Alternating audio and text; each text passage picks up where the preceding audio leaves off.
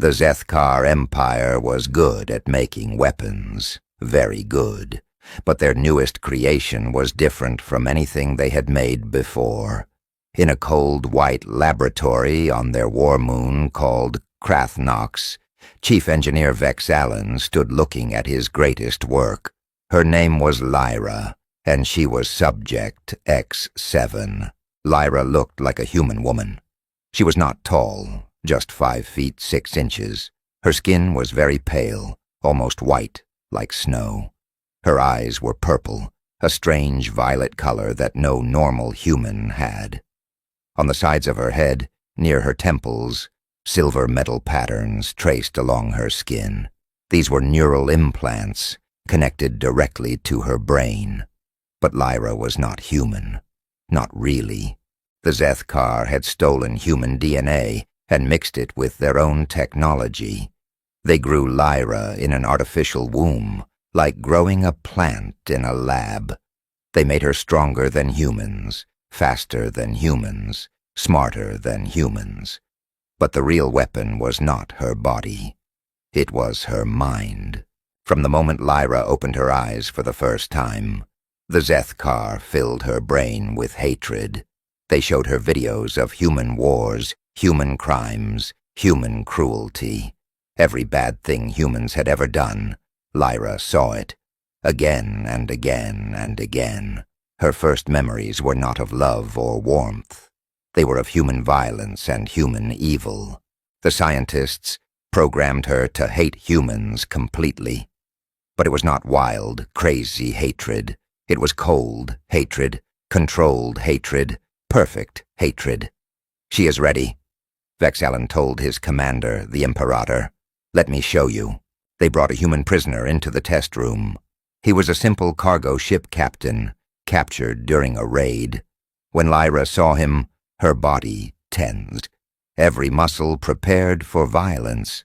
Her purple eyes focused on him like a predator watching prey. But she did not move. She stood perfectly still, waiting for orders. "You see," Vex'Alan said proudly. "She hates them completely, but she has perfect control. She can think, plan, and destroy them carefully." The Zeth'kar Empire had been fighting humans for 30 years. The war was long and terrible.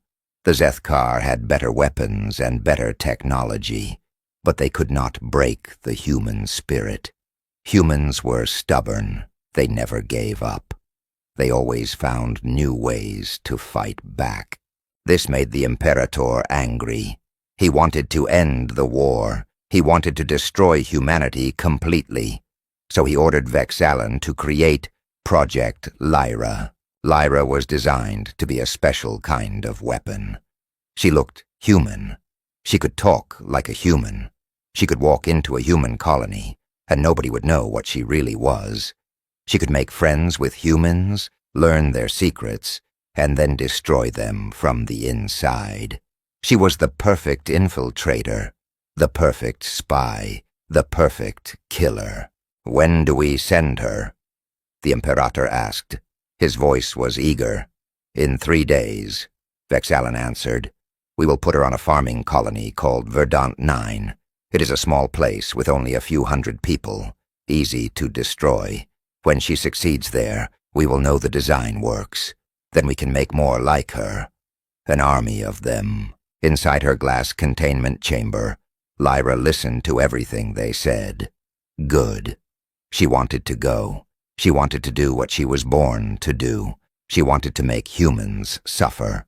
The hatred in her chest felt right. It felt pure. It felt like the only truth in the universe. She had no doubts, no questions, no mercy. She was perfect, or so she thought. Lyra did not know that perfection could be broken. She did not know that 3 days from now, she would meet a man who would change everything. A man whose simple kindness would do what no Zeth'kar scientist ever expected. It would make her question everything she was built to believe. But that would come later.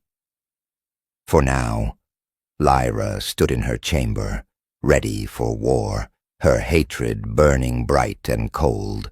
The small metal pod fell through the sky like a shooting star. Inside, Lyra sat calmly, her purple eyes watching the displays. The planet Verdant 9 grew larger and larger in the window. Green forests covered the land below. Blue oceans sparkled in the sunlight. It looked peaceful. Beautiful, even. Lyra felt nothing. Beauty meant nothing to her. This was just another human world that needed to be destroyed. The pod shook violently as it entered the atmosphere. Fire covered the outside as it fell faster and faster. Then with a loud crash, it hit the ground in the middle of a forest. Trees broke and fell. Dirt flew everywhere. When everything became quiet again, the pod door opened with a hiss. Lyra stepped out into the forest. She took her first breath of real air. It smelled like pine trees and wet earth. Birds sang in the trees above her head. Somewhere nearby, water ran in a small stream. Her advanced senses took in everything, analyzing every detail, but she felt no wonder, no joy, just cold purpose. Her mission was simple. She would pretend to be a survivor from a destroyed ship. She would tell the humans that space pirates attacked her transport. She would act scared and hurt. Humans always helped people in trouble. It was their weakness, their stupid kindness. Once they trusted her, she would sabotage their colony. She would destroy their power systems, their communications, their defenses. Then the Zeth'kar ships would come and finish everyone. No survivors, no witnesses. Lyra used a small knife to cut her clothes. She rubbed dirt on her face and arms. She made small cuts on her skin, nothing serious, just enough to look injured. Then she sat down under a tree and waited. She did not have to wait long. Dr. Marcus Chen was walking through the forest that morning. He was a plant scientist, a botanist. He lived alone in a small research station, studying how Earth plants could grow on alien worlds. He liked the quiet. He liked being away from people. That morning, he was collecting samples when he saw smoke rising above the trees. A crash. Something had fallen from the sky. Marcus was careful. The war made everyone careful. It could be a Zeth'kar trick. It could be dangerous, but it could also be someone who needed help. He had to check. When he found Lyra sitting under the tree, he stopped walking. He stared at her for a long moment. Lyra looked up at him with fear in her purple eyes. "Please," she whispered, her voice shaking. "Please help me." Marcus did not move closer. His hand went to the small communicator on his belt, but he did not press the button to call for help. Instead, he just looked at her, really looked at her. He saw her strange purple eyes. He saw the silver patterns on her temples. His scientist brain recognized something wrong, something artificial, something designed. This was the moment Lyra expected him to help her or call the colony security. She was ready for both. She knew exactly what to do next. But Marcus did something she never expected. He sat down on the ground, right there in the dirt, several feet away from her, not too close. And he spoke in a soft, gentle voice. "Those silver marks on your head," he said, "they are not normal. They look too perfect, too organized. You are not fully human, are you?" Lyra's mind raced. This was not in the plan. She should deny it. She should lie. She should distract him. Her training had prepared her for many scenarios. But not this. Not someone who simply asked her the truth so calmly. She started to speak, then stopped. For the first time since she was created, Lyra did not know what to say. Marcus smiled, but it was a sad smile. "It is okay," he said. "I will not hurt you. I will not report you, but I think we should talk first, before we go to the colony. My name is Marcus. What is your name?" Something strange happened in that moment. Lyra felt her training tell her to lie, to use a fake name, but instead the truth came out of her mouth. "Lyra," she said quietly. "Lyra," Marcus repeated slowly. "That is a beautiful name. It means a musical instrument from old Earth. A harp. Did you know that?" She did not know. Nobody had ever told her that. In all the information about humans that filled her brain, there was nothing about music, or poetry, or the meaning of names. Just war, just violence, just reasons to hate. Marcus was still sitting there, not threatening her, not running away, just sitting peacefully, like they were two friends meeting in a forest. "I have a small research station not far from here," Marcus said. "Before we go to the main colony, would you like to rest there for a day? The colony people are kind, but they will ask many questions. You look like you need some quiet time first." Lyra's tactical programming screamed warnings in her head. This was wrong. This was not the plan. She should go to the colony now, start the mission. But a strange feeling made her hesitate. Curiosity, maybe, or confusion. She did not understand this human. Why was he being kind to something he clearly knew was not human? Why was he not afraid?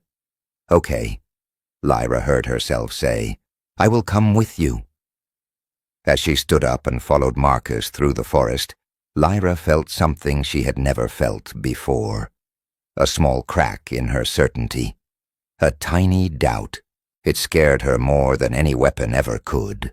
Marcus's research station was small but comfortable. It sat in a clearing surrounded by experimental gardens. Lyra saw rows of strange plants, some from Earth, some from this alien world, growing side by side. The little building was made of prefabricated metal, but Marcus had made it feel like a home. Inside, everything was messy in a lived-in way. Papers covered the desk. Books filled the shelves. Photographs hung on the walls, showing people smiling and laughing. Lyra stared at these photos. Her programming told her these were signs of human weakness, emotional attachments, useless sentimentality. But something about the images made her feel strange inside. "Sorry about the mess," Marcus said, clearing a chair for her. "I don't usually have guests. Are you hungry?" Lyra's bioengineered body did need food, though not as much as regular humans. She nodded silently. Marcus moved to the small kitchen area and started preparing food. He took out bread that he had baked himself. He cut cheese and sliced fresh vegetables from his garden. While he worked, he talked. He told her about his work, how he was trying to combine earth plants with plants from Verdant 9, how he wanted to create food that could grow naturally without changing the whole planet. He spoke with excitement, with passion, like this was the most important thing in the world. Lyra watched him carefully. Her training said this was just human foolishness. Why waste time growing plants when you could use technology? Why care about preserving alien ecosystems? But Marcus clearly cared deeply. His eyes lit up when he talked about a successful crossbreed. His hands moved gently when he showed her a delicate seedling. "Here," he said, placing a plate in front of her. "Nothing fancy, but it's fresh and honest food." They ate in comfortable silence for a while. Then Marcus spoke again, his voice quieter now. "7 years ago," he said slowly, "my wife and daughter were killed. The Zeth'kar attacked the colony where we lived. I was away at a science conference. When I came back, they were gone." Lyra felt her hatred core activate immediately. Good. The Zeth'kar had killed 2 more humans, 2 less enemies in the universe. This was proof that humans were weak, that they deserved what happened to them. But when she looked at Marcus's face, she did not see weakness. She saw pain, yes, Deep pain, but also something else. Strength. Quiet strength that came from surviving the worst thing imaginable.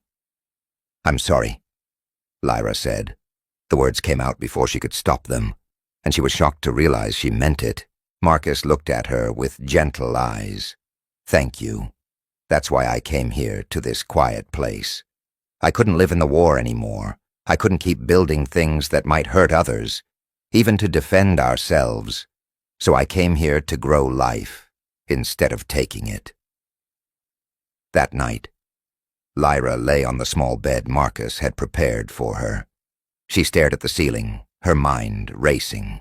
Her neural implants were quietly sending information back to the Zeth'kar command ship in orbit. Mission proceeding normally, target trust being established, everything according to plan. But inside her organic brain, other thoughts were swirling. Dangerous thoughts. Marcus had lost everything because of her creators. The Zeth'kar had destroyed his family, taken away the people he loved most. He should hate them. He should hate anything connected to them. He should hate her. But instead, when he saw something clearly artificial and potentially dangerous in his forest, he chose to be kind. He chose to help. Why? The question kept spinning in Lyra's mind, and she had no answer. Her programming had no file for this, no explanation for kindness given to enemies. The next morning, Marcus made breakfast. Simple food again. Eggs from the colony's chickens. More of his homemade bread. Jam made from local berries. They ate together as morning sunlight filled the small station. Then Marcus asked the question Lyra had been dreading. "What really happened to you, Lyra?" His voice was gentle but serious. "What's your real story?" Lyra could lie. She should lie. Every part of her training screamed to lie. But looking into his patient, kind eyes, she found herself speaking truth instead. "I was made to be a weapon," she said carefully, choosing each word, "created by people who hate humans. I was sent here to hurt people, to destroy this colony." She waited for him to react, to jump up, to run, to call for help, to attack her. Marcus did none of those things. He simply poured more tea into her cup and asked calmly, "And is that what you want to do? Destroy us?" Nobody had ever asked Lyra what she wanted. Not once in her entire existence. Her purpose was programmed. Her mission was assigned. Her hatred was engineered into her brain. Lyra started, then stopped. Her voice came out as a whisper. "I don't know." Saying those 3 words felt like betraying everything she was supposed to be. But they were true. For the first time in her life, Lyra genuinely did not know what she wanted. Marcus nodded slowly, like this answer made perfect sense to him. "Then maybe," he said gently, "we should figure that out together, before anyone gets hurt, including you." Lyra felt the crack in her certainty grow wider, and deep in her programming, warning signals started to flash. Marcus made Lyra an offer she never expected. "Stay here for 1 week," he said. "Just 7 days. See how people really live here. Meet them. Talk to them. Then if you still want to complete your mission, I won't stop you, but make your choice based on truth, not just programming." Every combat system in Lyra's brain said this was a trap. This was human manipulation. She should kill Marcus right now and finish her mission. Her enhanced strength could end his life in seconds. It would be quick and efficient. But something stopped her. Maybe curiosity, maybe confusion, maybe something else she had no name for. 1 week, she agreed. Marcus started slowly. First, just walks around the colony's edge, where Lyra could observe from a distance.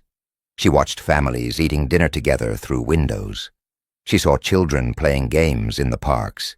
She observed workers fixing machines, building things, maintaining their small community. Her programming pointed out every flaw. Humans wasted time on silly games. They built inefficient social structures. They cared too much about happiness and not enough about survival. But she also saw things that confused her. A mother holding her baby, both of them smiling, an old man and old woman walking hand in hand, still in love after many years. Teenagers laughing together about something only they understood. "They don't know how dangerous the universe is," Lyra said to Marcus one evening. "They just live like nothing bad will ever happen." "Or maybe," Marcus replied, "they know exactly how dangerous it is, and they choose to find joy anyway. That's not ignorance, Lyra. That's bravery." On the third day, something changed. Marcus took Lyra to the colony's small school. 23 children studied there, ages 5 to 14, all in one converted building. The teacher was a kind woman named Sarah Okonkwo. Lyra stood at the back of the room, watching. Ms. Okonkwo was teaching about Earth's history, but she was not teaching about wars or violence. She was teaching about scientists who discovered new things, artists who created beauty, philosophers who asked big questions about life. A small boy, maybe 7 years old, raised his hand. "Ms. Okonkwo," he asked, "why do the Zeth'kar hate us?" The teacher paused. She chose her words carefully. "I don't think they hate us, Thomas. I think they're afraid of us. We're different from them. Sometimes difference makes people scared. But fear doesn't make war right. War happens when we forget to see the person on the other side." Lyra felt her hatred programming surge. This was human weakness, teaching children to be soft, making them vulnerable to enemies. But then Thomas asked another question. "Will we ever be friends with the Zeth'kar?" Ms. Okonkwo smiled softly. "I hope so, Thomas. I really, really hope so. The universe is too big and too beautiful for us to spend forever fighting over our little corner of it." The children nodded, accepting this answer with simple faith. That night, Lyra couldn't sleep. Her neural implants automatically sent reports to the Zeth'kar ship in orbit. But for the first time, she also sent a question. "Request clarification. Mission includes juvenile non-combatants." The answer came back immediately from Engineer Vexellen. "Cold, clear, absolute. All humans are targets. Age irrelevant. Complete mission as designed." Lyra stood outside under the alien stars, processing this command. In her programming, it made perfect sense. Eliminate everyone. Leave no witnesses. No survivors. Complete extermination. But she kept seeing Thomas's face. His innocent question about friendship. His hope for peace. Marcus found her there in the garden. "Can't sleep? I don't understand you," Lyra said quietly. "The Zeth'kar killed your family. You should hate them. You should hate me. I was made by your enemies to destroy your home. But you're kind to me. Why?" Marcus looked up at the stars for a long time before answering. "Because hate is a choice, Lyra. So is kindness. Yes, the Zeth'kar took my wife and daughter. That pain will never go away. But if I let them also take my ability to be kind, to hope, to trust, then they've destroyed me too. I choose to believe that even someone designed for darkness can find light." "You shouldn't believe in me," Lyra whispered. "I'm dangerous." "No," Marcus said gently. "You're a person who was told she's a weapon. There's a big difference." Lyra felt something breaking inside her. Not her body, something deeper. The absolute certainty she had always known was cracking apart. The next morning, Marcus took her back to the school. Ms. Okonkwo invited Lyra to help with the children's science lesson. They were learning about plants, about how seeds grow into flowers. Thomas, the small boy, came up to Lyra shyly. "Your eyes are pretty," he said. "They're purple like the flowers in my mom's garden." Lyra looked down at this child, this target, this enemy. He smiled at her with complete trust, and something in Lyra's chest hurt in a way that had nothing to do with her programming. On the 5th day, everything fell apart. Lyra was in Marcus's laboratory, learning about his plant experiments. He was showing her how different species could combine to create something new, something stronger. She was actually enjoying it, which terrified her. Then her neural implants vibrated with an emergency signal. The message was short and brutal. Subject X7. Mission update. Zeth'kar Strike Force arriving in 48 hours. Your new objective: disable all colony defenses and communications immediately. The settlement must be helpless when we arrive. Acknowledge now. Lyra's hands started shaking. This was not the original plan. She was supposed to destroy the colony quietly, make it look like an accident. But a strike force meant open war. It meant ships with massive weapons. It meant total destruction. It meant no survivors. Not the children, not the teachers, not the old couple who walked hand in hand, not Marcus. Lyra? Marcus noticed her distress. "What's wrong? You look pale." She should lie. Every survival instinct told her to lie. But the words came pouring out instead. She told him everything. Her creation in the Zeth'kar laboratory, her programming to hate, the original mission to sabotage the colony. And now, the incoming attack fleet that would kill everyone in 2 days. Marcus listened without interrupting. His face grew serious, but he did not look angry. He did not look betrayed. He just listened. When Lyra finished, silence filled the room. "You need to warn everyone," Lyra said urgently. "Evacuate the colony. The strike force has too many weapons. Some people might escape if you leave right now." "And what about you?" Marcus asked quietly. "I'll destroy my neural implants, cut my connection to the Zeth'kar. They'll think I malfunctioned. Maybe it will buy you more time to run." Marcus shook his head slowly. "That's not what I'm asking. Lyra, who do you choose to be?" There it was, the question that had been building since the moment they met. Not what was she programmed to do, not what others expected. Who did she choose to be? Lyra's mind became a war zone. Her hatred core flooded her system with familiar commands. Complete the mission. Sabotage the colony. Help the strike force succeed. This is your purpose. This is what you were made for. This is who you are. But against that programmed voice was something else. 5 days of seeing kindness, of watching humans be more than monsters, of Marcus, who lost everything but chose to plant gardens instead of growing hatred, of Thomas, asking if they could be friends with the Zeth'kar someday. "I don't want them to die," Lyra whispered. The words were barely audible, but they changed everything. The moment she spoke them, something inside her broke. Her hatred core, designed to be absolute and unbreakable, could not handle this contradiction. It began to malfunction. Pain exploded through her neural implants like fire in her brain. Lyra collapsed. Marcus caught her before she hit the floor. "Lyra, what's happening?"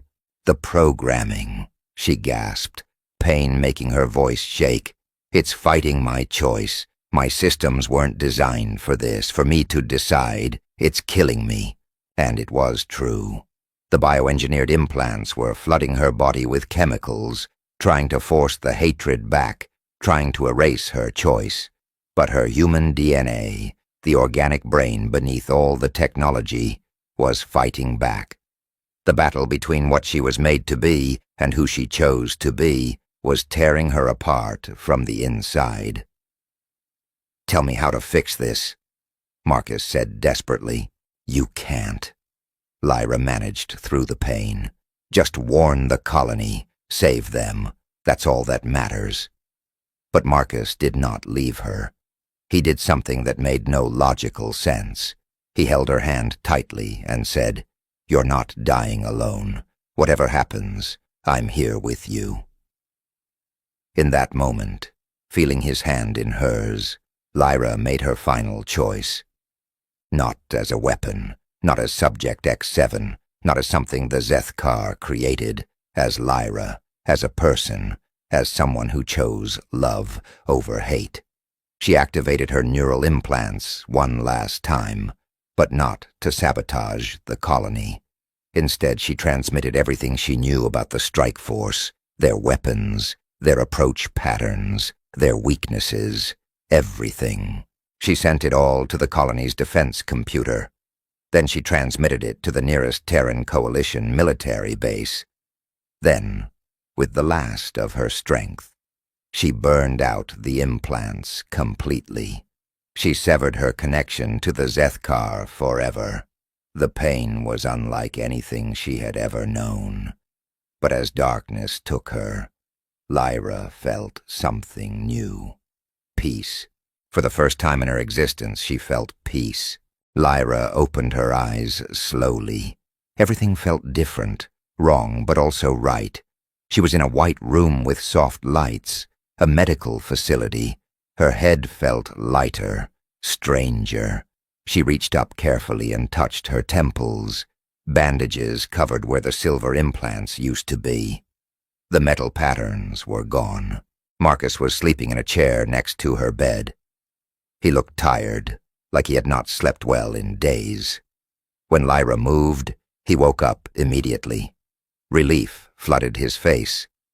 "You're awake," he said, his voice full of emotion. "We thought we might lose you." "How long?" Lyra's voice was rough and weak. 3 days. "You've been unconscious for 3 days." Lyra tried to process this. 3 days. It felt like she had been in darkness for years. "The strike force?" she asked, afraid of the answer. Marcus smiled. "Because of your warning, we had time to prepare. We sent out emergency calls. The Coalition military responded fast. They sent a battle fleet. When the Zeth'kar arrived and saw we were ready, they retreated. You saved everyone, Lyra. Every single person in this colony is alive because of you." Lyra closed her eyes. Tears ran down her face. She did not even know she could cry. "What happens to me now?" she whispered. Marcus took her hand gently. "That's your choice. Coalition investigators want to talk to you. You know important things about the Zeth'kar, but I've told them about you. So has everyone in the colony. You're not a prisoner here. You're a hero." Over the next few weeks, Lyra spoke with many military people. She told them everything about Project Lyra, about the plan to create an army of infiltrators, about Zeth'kar technology and weaknesses. Her information would help save many lives in the war. But the big question remained. What would Lyra do with her life now? Many people suggested she join the military, use her enhanced abilities to fight the Zeth'kar. It made sense. She was strong, fast, intelligent. She would be a valuable soldier. But Lyra had been created as a weapon. She had no desire to remain one, even for the right side. Instead, she found herself drawn to something else. Marcus's work, growing things, creating life instead of destroying it. She started studying with Marcus, learning about plants and ecosystems. Her bioengineered intelligence made learning easy. Within weeks, she was asking questions Marcus had never considered. Within months, she was discovering new ways to help plants grow on alien worlds. The scars on her temples never fully disappeared. Sometimes people stared. Sometimes they asked questions. Lyra learned to answer honestly. "I was built to hate," she would say calmly. "Someone taught me I could choose love instead." 1 year after arriving on Verdant 9, Lyra stood in the garden she now shared with Marcus. The sunset painted the sky in beautiful colors. She was planting seeds for a new experimental crop, her hands gentle in the soil. Marcus came to stand beside her, watching the sunset. "Do you ever regret it?" he asked quietly. "Your choice." Lyra thought carefully before answering. "The Zeth'kar made me to be certain of everything, certain of my hatred, certain of my purpose, certain humans were evil. Now I'm certain of nothing except that I get to choose who I want to be every single day." "And how does that feel?" She smiled, dirt on her hands, peace in her heart. "Terrifying and wonderful, and very, very human." Far away in space, Chief Engineer Vex Allen read the final report on subject X-7. Total failure. Project terminated. He would never understand what went wrong. He had designed the perfect weapon, perfect programming, perfect hatred. How could it fail? He did not understand that hatred, no matter how well engineered, could never be stronger than a simple choice. The choice to be kind. The choice to hope. The choice to love. Years later, when the Zeth'kar Empire finally made peace with humanity, Lyra stood at the negotiation table. The former weapon, now a peacemaker. The designed killer, now a grower of gardens. She looked at the Zeth'kar delegates and spoke words that changed history. "I was built to hate you," she said clearly, "but I learned that hate is always a choice.